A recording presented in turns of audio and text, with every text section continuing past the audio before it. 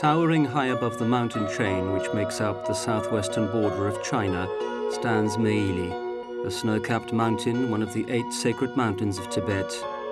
It is also a gateway into Tibet from the Chinese province of Yunnan. The famous Lansang River, known in Chinese as the Mekong, springs forth from the base of this snow-covered peak.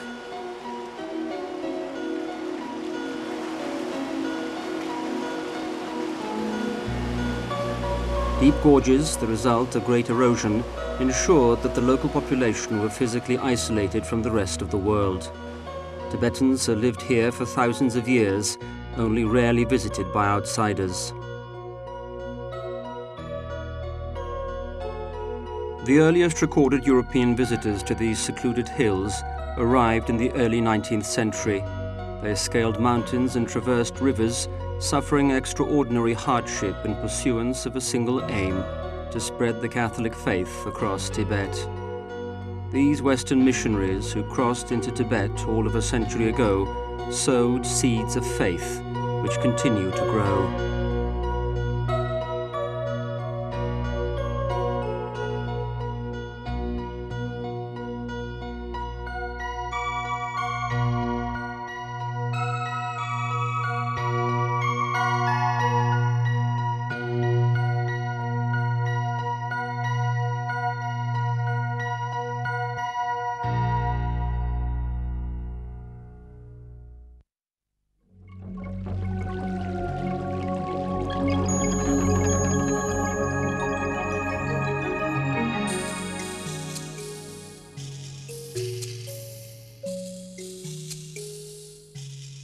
The village of Xizong in the northwestern part of Yunnan province, by the river Lansang, is representative of several dozen such Tibetan riverside villages. After the fall harvest, local villagers take advantage of the idle season that follows to repair their homes.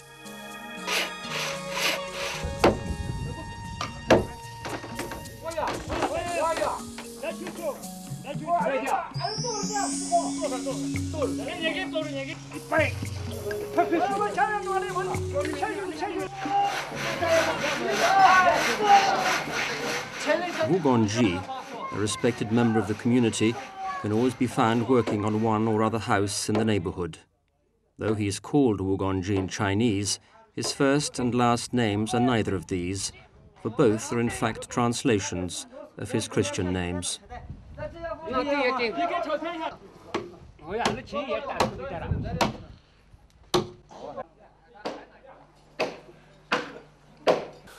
My name is Wu Gongji.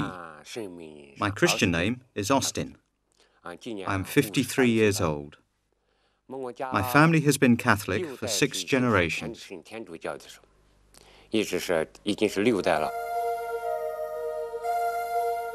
In the village of Xizong, a 100-year-old church stands proudly in the center. The church is the largest building and marks Xizong as a Catholic village in the province of Yunnan. The Catholic Church established a diocese in Tibet as early as the 19th century. Located in Sichuan, it represented the church's first step in spreading Christianity throughout Tibet. Completed in 1905, the church in Xizong was chosen as the center of the Yunnan deanery of the Diocese of Tibet, and a first Vicar General was appointed with responsibilities for missionary work throughout the region. Reverend Ouvrard, the first Vicar General of Xizong, is buried in the vegetable yard next to the church, his missionary brothers lying nearby.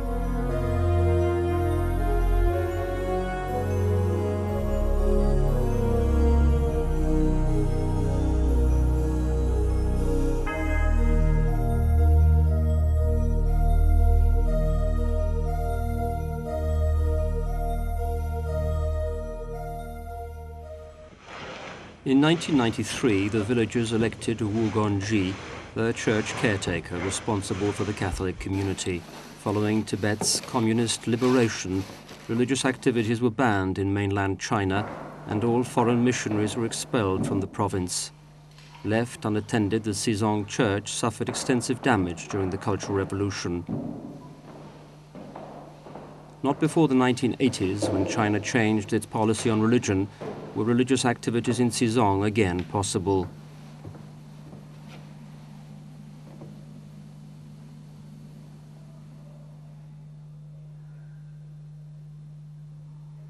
Wu Gongji spent years trying to find the church's former relics. Some had been confiscated by the state, whilst others survived in the homes of the faithful. After being confiscated by the police, much was returned to us in 1983. These items include a stole worn by the missionaries while saying Mass.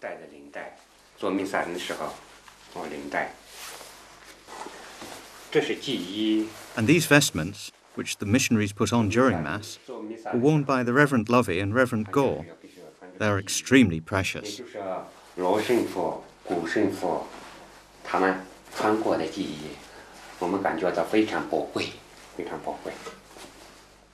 Only a few relics have been found. Many remain unrecovered or were damaged during the Cultural Revolution.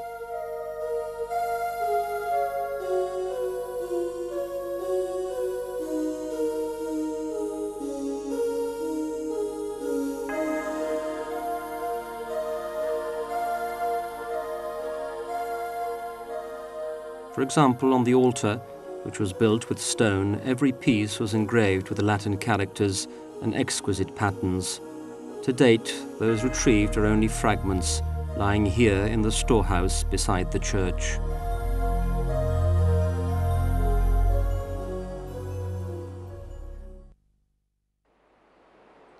The village of Xizong numbers 600 inhabitants.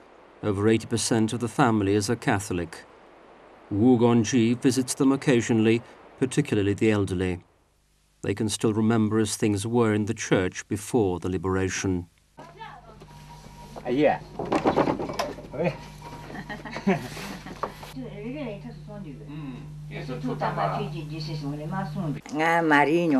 My name is Maria. I'm 83 years old.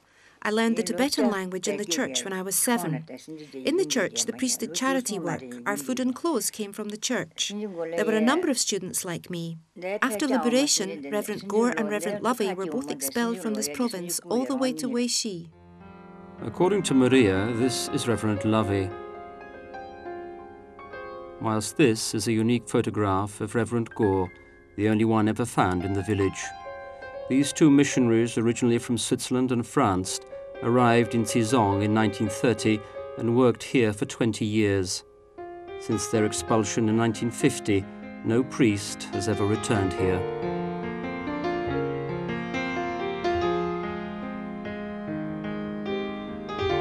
As caretaker of the church, Wu Gongji works as a lay catechist.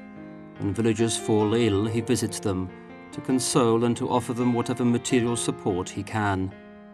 This is a basic interpretation of duty, but one that his faith has instilled in him.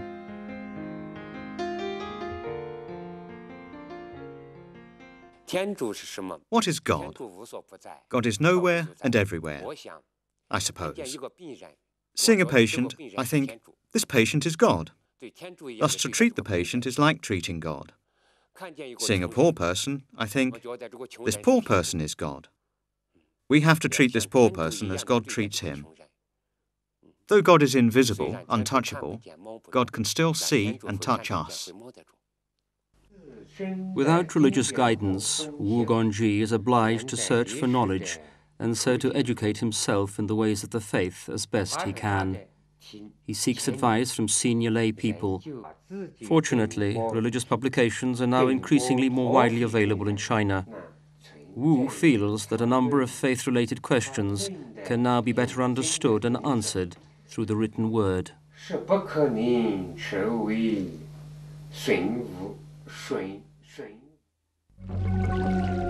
In Xizong, the weather is mild. The average annual temperature rarely falls below 10 degrees centigrade or rises above 20. There is sufficient rain and sunshine, and vegetation grows in great abundance. During the half-century that the foreign missionaries were present in Xizong, they introduced a wide variety of plants which have made Xizong a plant paradise.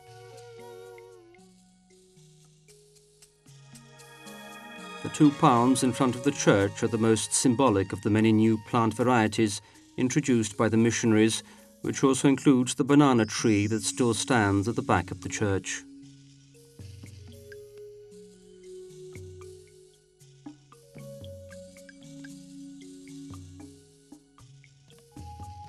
Among the various plants, there is one plant that begs a special mention, the vine.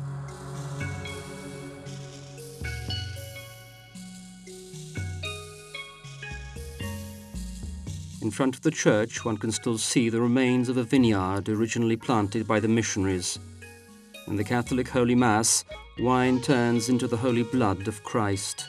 So wherever the missionaries settled to spread the Catholic faith, and as long as conditions were suitable, they also planted the vine.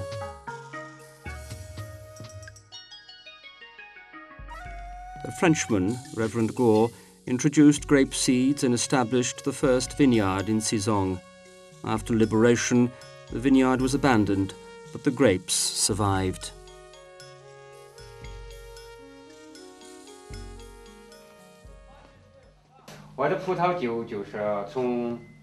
I started to brew my own grape wine in 1998. Why do I like to make wine? Because wherever there is a mission, there is wine. When the missionaries left the village, though there were grapes, wine could not be prepared.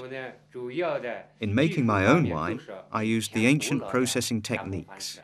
It was taught to Sister Teresa in the presence of the missionaries, and she taught me.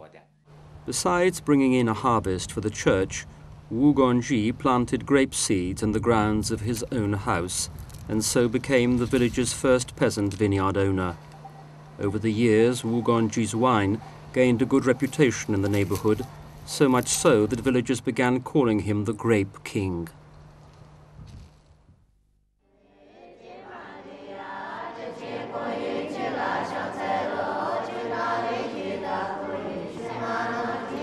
The church was returned to the Catholics of Sizong in the 1980s.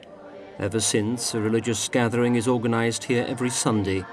Yet, the absence of a priest means that masses cannot be celebrated. These weekly assemblies are thus limited to prayers and the singing of hymns. As if frozen in time, the prayers and the hymns are all spoken or sung in the Tibetan language, translated one by one and all taught by the Western missionaries. On arriving in this remote region, these missionaries hoped to spread the Catholic faith throughout this land. They learned the Tibetan language and then translated a selection of commonly used Latin prayers and hymns. With these translations to hand, the missionaries then set about spreading the faith. Although their work did not reach every part of the country, their efforts continue to bear fruit to this day. Throughout this mountainous area of northwestern Yunnan, Wu Gongji organizes and leads the local weekly prayer gatherings. He also conveys any church news to his congregation, as well as promotes a kind of catechism by sharing thoughts about the Catholic faith. With the coming of Christmas, Wu Gongji organizes a program of events that is a celebration of that unique day.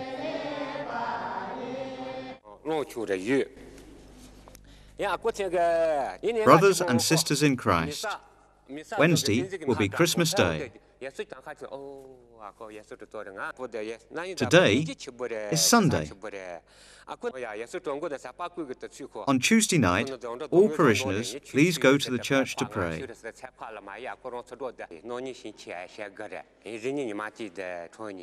Don't bother with your work.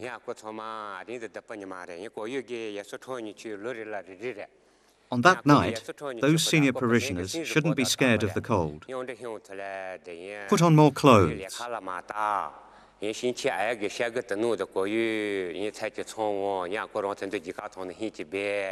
I'm going to make a fire in the garden so that we may sing Christmas songs and celebrate together.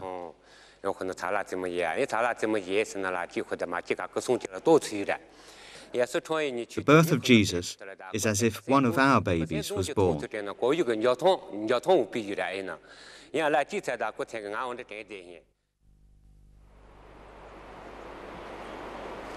Once the Christmas plans are in place, Wu Gongji travels to the neighboring village of Tsigu to see how the villagers are preparing their church. The distance between the villages of Tsigu and Sizong is 5 to 6 kilometers. Their Catholic church was built in 1998, and although they number just under 500 inhabitants, over 90% are Catholic. This is a famous Catholic village in the area, and Wu Guangji visits the village every 1 or 2 months because Tsigu does not have an equivalent layperson to manage its church affairs. The devout elderly Catholics of the village welcome Wu Guangji's enthusiasm. Wu Guangji is as willing to learn as to teach and very often shares his knowledge of the region's church history with the villagers.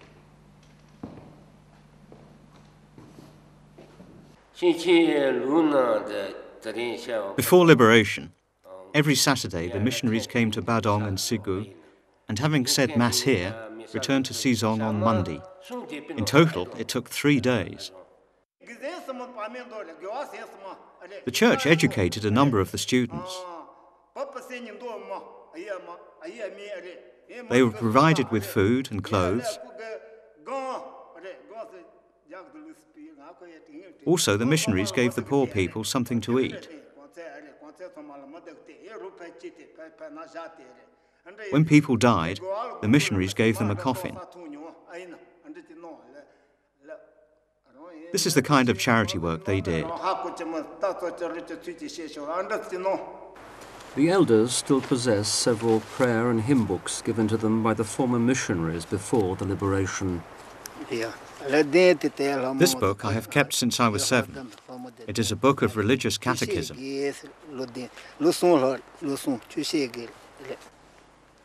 Another is a book of prayer for the deceased, which was published in 1930.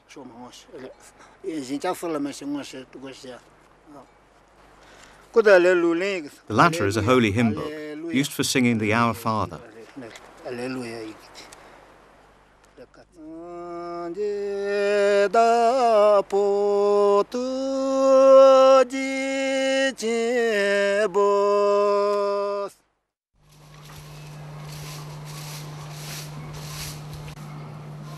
On December 24th, Christmas Eve morning, the local Catholics of Sizong start rehearsing the celebration and prayers that are going to be held that evening. The villagers look for attractive fruits to decorate the 2 plastic Christmas trees standing in front of the church.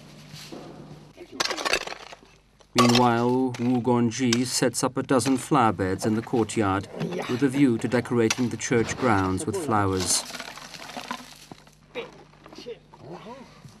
Wu Guangji also asks somebody to look for 2 small pine trees to plant on either side of the church entrance, and so ensures that the church will have its own Christmas trees.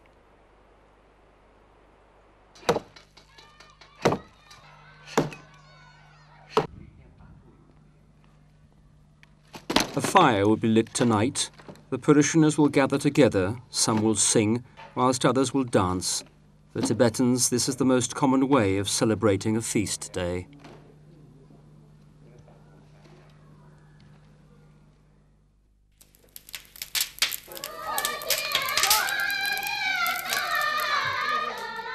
The parishioners start arriving at the church around 8:30 in the evening. Then the dancing begins. Some dance the familiar cord dance. The steps of the cord dance are simple. People gather in a circle, men and women on opposite sides. They sing when they dance. Men and women sing alternatively, and although the melody is repeated, the lyrics are ever-changing.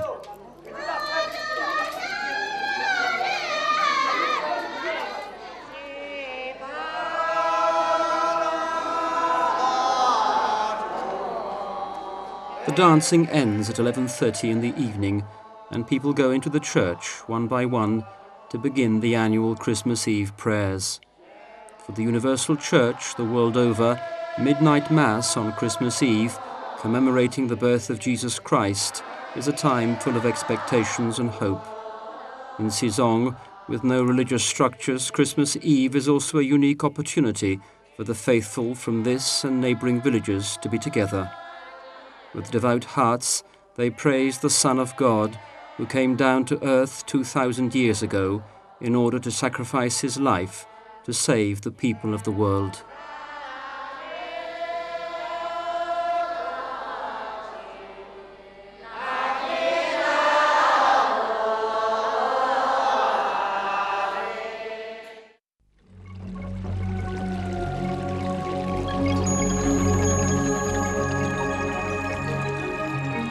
Xizong in August. Rice and corn bloom.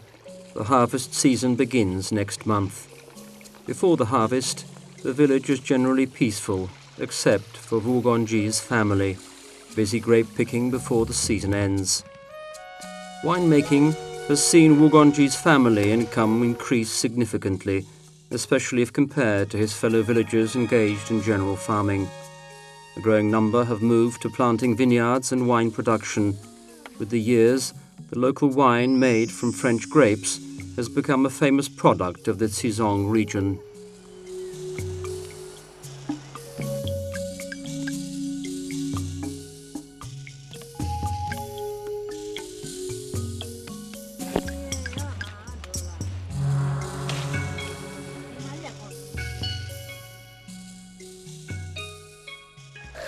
Wu Gongji hopes to produce his wine in time for the Feast of the Assumption, a week away. It will be a special occasion this year, as a visiting priest will celebrate Mass in Xizong on this feast day.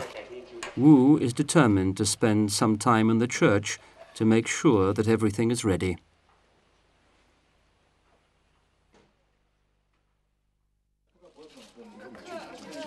Every year on August 15th, on the Feast of the Assumption, the faithful celebrate what is after Christmas and Easter the year's most important feast day. As there is no priest in the region, the church faithful have asked that an exception be made and that a priest from another region should come and celebrate Mass for them. Their request is not always successful, so that from year to year the villagers never know whether their plea will be realized. Nevertheless, the hope that a priest might be present inspires Catholics from surrounding villages to come. They often travel long distances on foot. Many believers who rarely go to church will attend today's service in Xizong.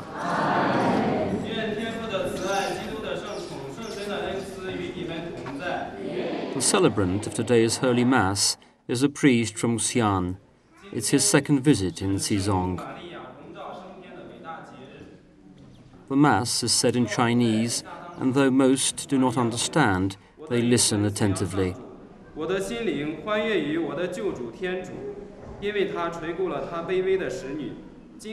Gongji is one of the few in the village who speaks fluent Chinese. During Mass, he translates the Gospel into Tibetan and also reads the readings.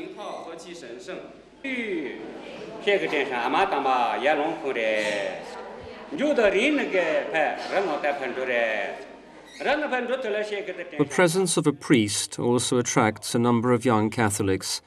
The elderly hope the priest could come more often, so that the faith would flourish. This is also a concern shared by the Universal Church.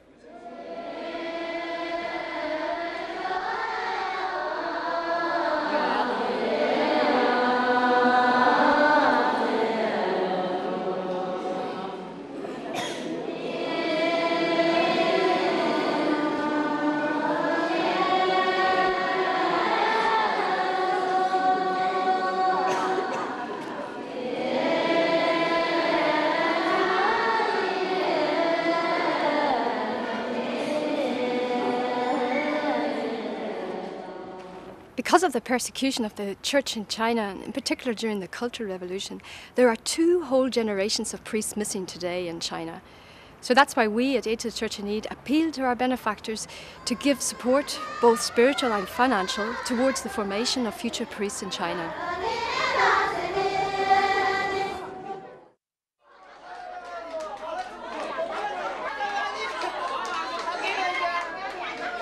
The priest will leave Xizong tomorrow, so the faithful gather in the evening to bid him farewell. Even the elderly come.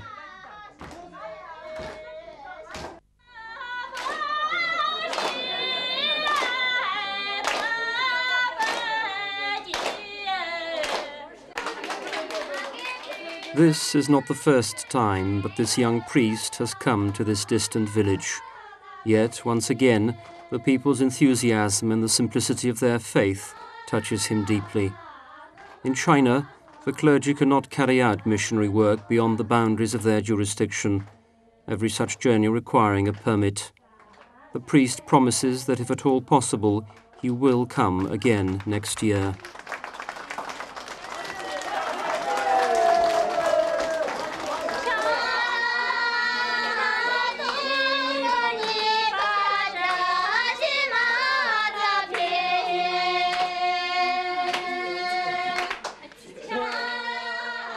Finally, the faithful offer the priest a white hadas, a Tibetan tradition, a way of expressing both gratitude and good wishes.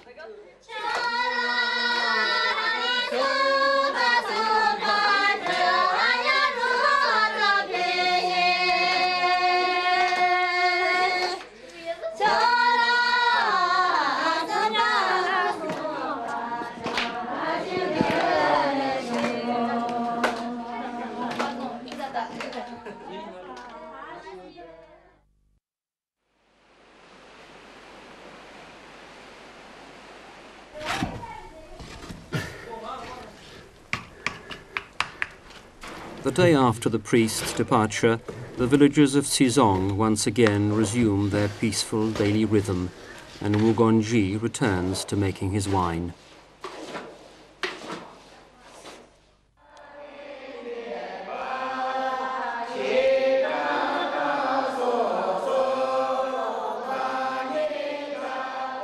Today is an ordinary Sunday. There are dozens of faithful joining in the prayers. In addition to asking God for the fulfillment of their daily needs, the faithful pray especially earnestly for a priest to visit them again.